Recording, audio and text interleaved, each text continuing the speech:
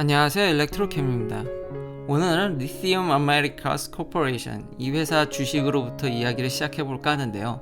이 회사 주식이 오늘 미쳤습니다. 30%가 넘게 올랐고요. 물론 장후에 퍼블릭 오퍼링 스탁 때문에 좀 떨어지긴 했지만 여튼 최근의 상승세가 굉장히 무섭습니다. 엄청 올랐거든요.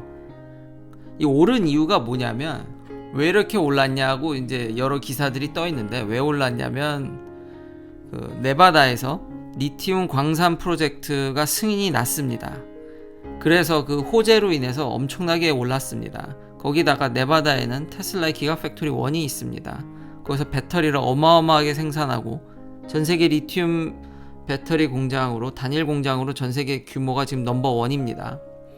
그러니 거기서 얼마 떨어지지 않은, 미국 기준으로 뭐 한 200km, 300km 떨어지는데 거기서 이제 승인이 났으니, 거기다가 지난번에도 살짝 기사를 소개시켜 드렸듯이 테슬라로 인해서 이런 러어 머티리얼을, 특히 리튬 같은 걸 생산하는 회사들의 주식들이 지금 꿈틀꿈틀 되는 데다가 바이든 정부는 이제 친환경을 많이 외치니까 전기차로 간다 그러면 이 주식들이 지금 막 올라가려고 하는데, 특히나 지금 미국에서 이 네바다 광산은 좀 특히 관심이 많죠. 왜냐하면 바로 옆에 테슬라가 있으니까요. 원래 이런 사업들이 잘 승인이 나지 않았습니다. 이게 이유가 뭐냐면 환경오염 때문에 미국 내에서는 잘 이런 거를 승인해 주지 않았습니다.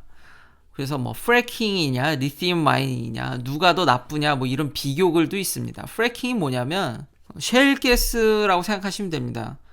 그러니까 수압으로 그 땅을 옆으로 이제 파는 기법이죠. 프래킹이랑 새로운 이제 땅굴 파는 기법과 리튬 마이닝 누가 더 나쁘냐, 이 비교하는 게 생각외로 꽤 재밌었는데요. 왜냐면 프래킹을 하게 되면은 거기 프래킹은 수압뿐만 아니라 거기다 화학약품을 타서 이 마이닝을 하거든요. 그러니 주변이 많이 오염이 되죠. 근데 리튬은 괜찮냐?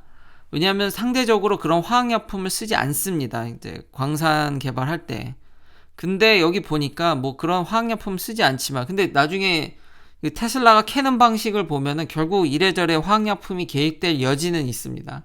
근데 물을 엄청나게 쓰기 때문에 이게 오염이, 그러니까 그 지역에 물을 고갈된다든지 뭐 방식은 여러 가지니까요. 그러니까 한 가지 그 가능성이 굉장히 높기 때문에 이건 역시도 환경에 썩 그렇게 좋지 않습니다. 그리고 리튬은 주기율표에서 1쪽에 있기 때문에 이게 반응성이 워낙 좋습니다. 그러니까 혼자 리튬으로 이렇게 있지 않습니다. 그러니까 혼합물로 있기 때문에 그걸 익스트랙션 하려면 결국은 엄청난 화학작용을, 강산이라든지 이걸 때려 부어야 되기 때문에 이건 역시도 만만치 않게 셰일가스 개발하는 것 못지않게 이제 환경에 좋지 않기 때문에 지금까지는 허가를 잘 안 해줬는데, 미국 내에서. 그리고 있는 광산도 막 폐지했었습니다. 근데 이게 왜 이렇게 됐냐면, 지금 참고로 구독자님께서 질문해 주신 그 반도체 쇼티지가 났죠. 지금 자동차 회사들이 반도체가 없어가지고 차량을 생산 못하는 지금 상황까지 왔습니다. 물론 알아보니까 테슬라는 좀 별개더라고요. 테슬라는 많은 서플라이 체인들을 자기들이 직접 관리하고, 아무래도 기존의 그런 자동차들이 쓰는 반도체랑은 약간 성격이 달라서 그런지 아직까지는 별 문제가 없어 보이지만, 지금 상당수 자동차 회사들이 이 반도체 칩이 없어가지고 생산을 지금 못하는 상황이 꽤 지금 심각해 보입니다.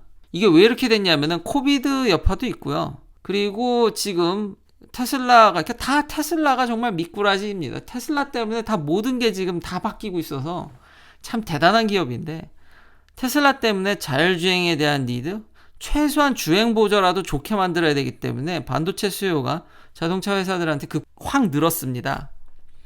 그러니까 자동차 판매량은 줄었는데 그런 것들을 하려고 보다 보니까 더 많은 칩을 써야 되는 거죠.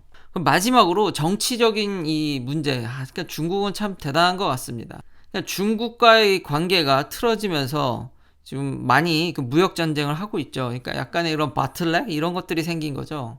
원활하지 않은. 그러니까 원래 중국 친구들이, 중국도 지금 문제죠. 지금 반도체를 왕창 생산하려고 하는데 지금 생산이 못하게 되고 있죠. 왜냐하면 미국이 막 장비를 안 준다든지 막 그런 영향들 때문에 참 중국은 대단한 나라인 것 같습니다. 별개로 중국이 쓰레기를 받지 않는다고 하니까 한국이라든지 다른 나라의 이런 뭐 골판지라든지 재활용, 옛날에는 그걸 중국에 팔았는데 가격이 상승한다든지 참 전 세계에 여전히 공장 역할을 하는 것 같긴 한데 이런 정치적 영향까지 합쳐져서 거기다 지금 중국이 이야기가 좀 샜지만 중국이 이 리튬이나 그 히토류 같은 거를 무기화하려다 보니까 그런 영향이 있어서 미국도 그걸 의식했는지 좀 환경 문제가 있다 한들 이제는 좀 승인을 해주는 것 같습니다. 그래서 이렇게 주식이 엄청 올랐는데 거기다 중국 하니까 테슬라는 자기가 캘 생각도 있지만 뭐 물론 지금 리튬 아메리카스나 이런데 뭐 피드먼트 제가 미국 내 이런 마이닝 사업 하는 그런 회사들을 소개시켜드리면서 이제 테슬라와 계약해서 막 주식이 폭등한다든지 이런 걸 또 소개시켜드렸던 것 같은데 테슬라는 지금 자원이 많이 필요합니다. 그러니까 아까 리튬 아메리카스도 유력하고 지금 피드먼트도 계약을 이미 했고 뭐 코발트라든지 이런 것들을 여러 회사로부터 러머티리얼을 지금 막 하고 있죠. 중국과도 계속 장기 계약을 한다든지 이런 계약들이 계속 터져 나오고 있습니다. 워낙에 지금 자동차를 많이 만들어야 되니까. 그렇지만 이런 벤더들만 의존할 수는 없겠죠. 그래서 어제도 얘기해드렸듯이 본인이 캐려고 땅도 사고 그리고 요게 전에 약간 소개시켜드렸을 때 이제 좀 그 진흙에서 캐는 이제 클레이에서 캐는 그런 방식을 취하는데 그러니까 이게 리튬이 참 도처에 널려 있는데 말씀드렸듯이 이게 반응성이 워낙 좋아서 요것만 참 캐기가 어려운 건데 그거에 대해서 좀 더 깊게 도대체 테슬라는 어떻게 하는지 그 구독자님께서 재미난 얘기를 해줬는데 소금 뿌린다는 얘기를 했는데 그 얘기도 찾았습니다. 이런 보고서를 하나 읽어봤거든요. 도대체 클레이 그 솔트 익스트랙션을 어떻게 하겠다는 건지 예전에 이건 살짝만 소개시켜드렸는데 이제 좀 딥하게 들어간 거죠. 클레이 안에 리튬만 있겠습니까? 여러 이런 정말 오만 메탈이 다 미네랄이 다 들어가 있더라고요. 그래서 이게 지금 여기서 리튬만 익스트랙션을 하려고 하는데 보통 이 작업을 하다 보면은 보통 리튬하고 소디움이 같이 이게 걸러져 나오게 되고 실제로 이 침출수라고 해서 진짜 소금을 왕창 뿌려가지고 컨센트레이션을 올려가지고 거기서 이제 하이 퓨리티 리튬을 뽑아내는 이런 방식이 진짜 있긴 하더라고요. 정말로 소금을 뿌립니다. 그래서 구독자님께서 정확히 맞추셨습니다. 이렇게 해서 리튬을 얻는 방식이 있는데 문제는 아직까지 이걸로 그렇게 하이 퀄리티를 얻은 회사가 없습니다. 그러니까 시도는 하고 있는데 테슬라만 하는 건 아니고요.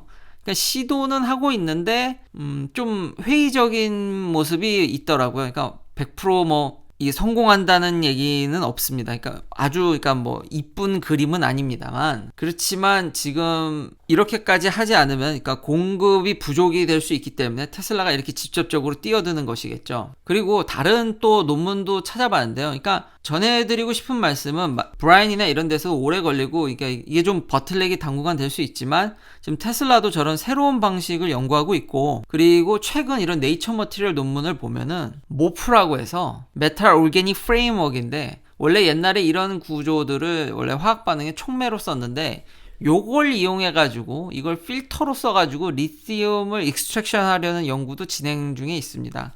굉장히 저렴하게 빨리 이걸 뽑으려고 하는 시도를 지금 다방면으로 연구가 진행되고 있기 때문에요. 물론 뭐 지금 완전히 상용화됐다는 건 아니지만 이게 슬슬 리튬을 얻기가 어려워지기 조짐이 보이니까 이런 연구들이 지금 활발히 진행될 조짐들이 있기 때문에 역시 사람들은 어려움에 닥치면은 나름의 그런 다 해법을 찾아서 결국은 완수하기 때문에 물론 좀 우려는 있지만 그렇다고 해서 뭐 심각하게 이게 리튬이 부족할지는 아직은 많은 분들이 이렇게 연구하고 있다라는 점도 알아두시면 좋을 것 같고요. 결국 이런 클레이에서 얻는 과정들을 좀 이렇게 이미 아까 제가 시도하고 있다는 회사라든지 중국 회사도 있고요. 이걸 좀 정리해서 이렇게 도표를 보여줬는데 역시 중요한 건 물을 엄청 씁니다. 물을 많이 쓰거나 안 그러면 여기 결국은 산을 엄청 때려 박는다든지 이게 좀 환경이 안 좋겠죠. 그래서 이게 지금까지 미국에서는 잘 승인이 안 났지만 워낙 지금 중국과의 전쟁과 이런 자원을 자꾸 무기화하다 보니까 미국도 어느 정도 바가 좀 낮춰진 것 같고요. 다만 이제 모프라든지 그런 연구들이 좀 필터로 하는 연구들이 좀 잘 돼서 이런 물을 또 재활용하는, 그러니까 버리지 말고 물을 좀 재활용하는 연구까지 해서 환경을 좀 이렇게 지키면서 하면은 더더욱 좋을 것 같습니다. 뭐 일론 머스크는 지금까지 해왔던 일들이 거의 뭐 남들은 거의 불가능하다는 것들을 지금까지 잘 이루어왔기 때문에 테슬라라면은 여기까지도 가능하지 않을까.